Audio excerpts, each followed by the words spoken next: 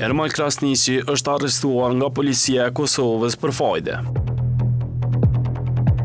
Ai dyshohet se ja kishte vendosur një kamat në mbi 100.000 euro viktimës nga i cili përfitonte materialisht.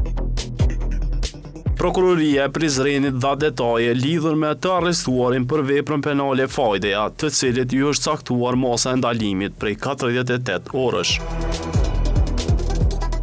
Si thot prokuroria, 28 vjeçari në bashkëveprim me disa persona të tjerë ja kishin rritur kamatën e fajdes sa herë që viktima i kishte vonuar kthimin e parave. Ata kontaktonin rregullisht viktimën në telefon, herë duke ja ofruar parat, e herë duke i ofruar mundësi të marrë sërish para me fajde. Dëmi financiar që ja kishte shkaktuar viktimës ishte në vlerë prej 100.000 eurosh. Prokuroria thot se viktima ishte detyruar të marrë kredi 150.000 euro, për të cilat as ato nuk i kishin mjaftuar t'i kompenzoj parat e marra me fajde.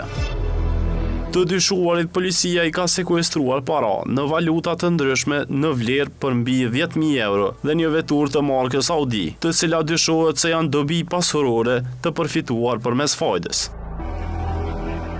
I pandejuri është në masën e ndalimit 48 orësh dhe prokuroria pritet të kërkojë caktimin e masës së paraburgimit ndaj tij.